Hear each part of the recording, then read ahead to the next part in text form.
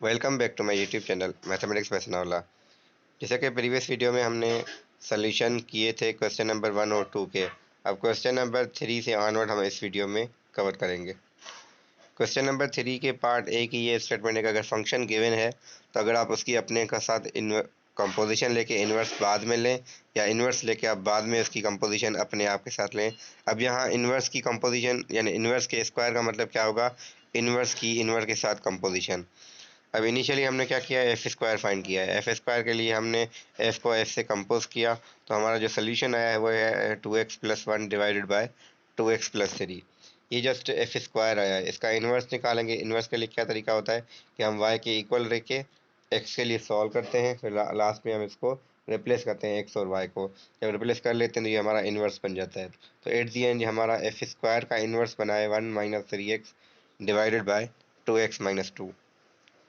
मैंने तो डिटेल इसीलिए नहीं बता रहा क्योंकि आपको पता है कंपोजिशन और इन्वर्स कैसे होते हैं।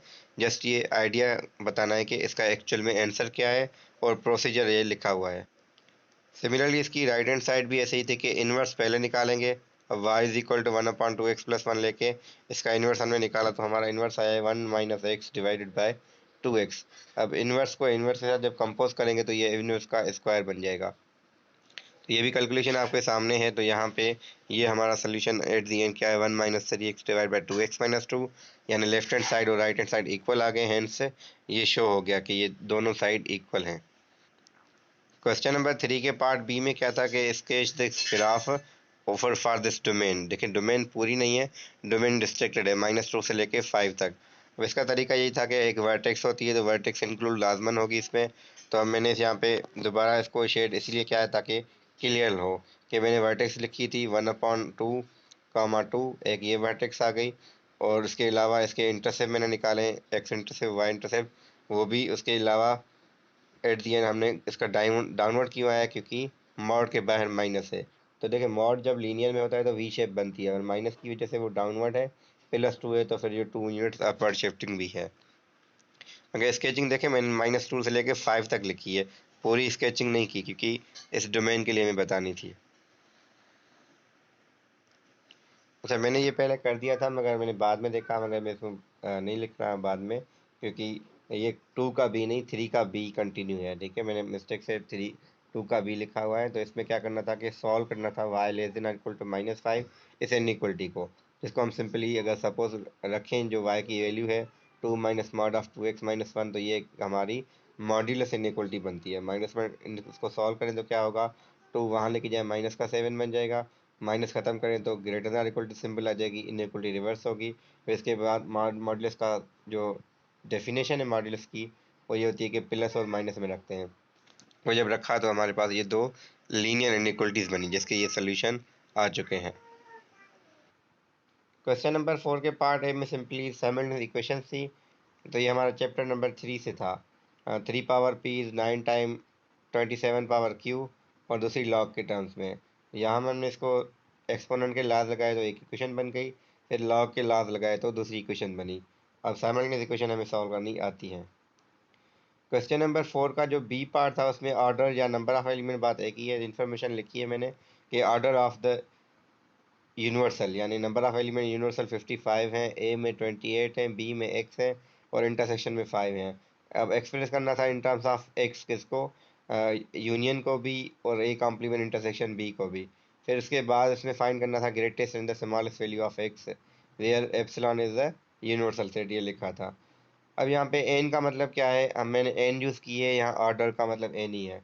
तो एक फार्मूला है यूनियन का कि यूनियन क्या होती है, n of A plus n of B minus n of intersection.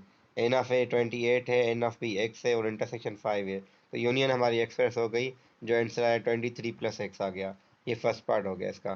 Second part A complement intersection B. तो डायग्राम के हिसाब से देखें तो हमारा यही पार्ट x - 5 ही बनता है। तो x - 5 हमारा सेकंड सोल्यूशन है इसका।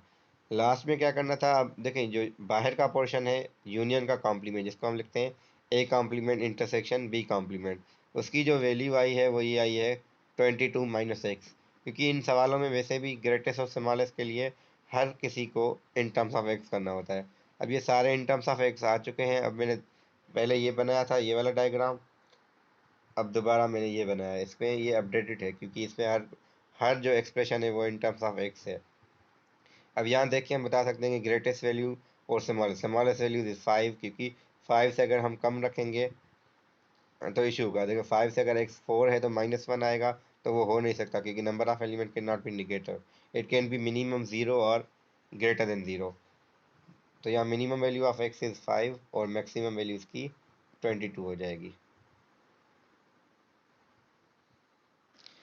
अब ये लास्ट क्वेश्चन था इसका, हालांकि इसकी 1 मार्क थोड़ी कम थी, इसकी ज़्यादा होनी चाहिए क्योंकि इसमें वर्टेक्स गिवन है और एक पॉइंट गिवन है। कुछ कह रहे थे इसमें ज़्यादा इन्फॉर्मेशन होनी चाहिए मगर इसकी ज़रूरत नहीं थी। हमारे पास फॉर्म होता है y is equal to a x minus h whole square plus k. Vertex given है, वर्टेक्स रखी तो हमारा एक्सप्रेशन हो गया। अब अननोन जस्ट ए है क्योंकि एक पॉइंट मिली है, तो एक्स और वाई की जगह वो रखेंगे तो हमें ए की वैल्यू भी -2 मिल गई है। अब रखें तो ये हमारा जो वाई है एक्चुअल में ये फंक्शन ही है। तो यहाँ क्वाड्रेटिक फंक्शन कह रहे थे तो कुछ स्टूडेंट को कन्फ्यूजन थी कि ये फंक्शन क्या है। ये आपका वही एक्सप्रेशन ही है क्वाड्रेटिक, मगर फंक्शन कहें या एक्सप्रेशन बात एक ही है क्योंकि यहाँ फंक्शन के टर्म्स में इसको कहा गया था, एक्चुअल में वही है जो आप पहले चैप्टर 4 में करके आए हैं।